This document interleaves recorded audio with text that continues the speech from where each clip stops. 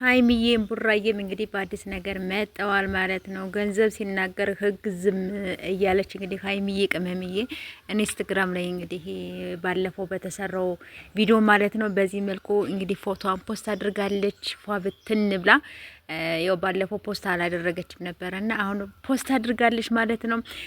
ቡራም ደግሞ ያው እንዳያችሁት ማለት ነው ቪዲዮ ሰርቶ ምን ብሎ እንደዚህ ሆኖ ማለት ነው ክፉሽን አልስማ እያለ እንግዲህ ቲክታክ ሰፈር ላይ ከችሏል ማለት ነው። በአዲስ መልኩ ፋብትን ብሎ ማለት ነው።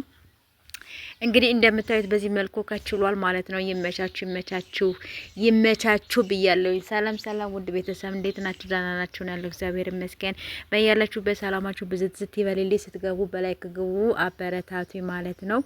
አበረታቱኝ፣ ወደ ቦታዬ መልሱኝ። እንግዲህ ሀይሚዬ ቅመምዬ ቡራዬም እንደዚህ እንደምታያችሁ ፏ ብትን ብሎ በዚህ መልኩ ከችሏል ማለት ነው። ይመቻችሁ ብያለሁኝ። ድልት ይበላችሁ፣ ከዚህ የበለጠ ድልት ይበላችሁ ብያለሁኝ። በላይክ ግቡ።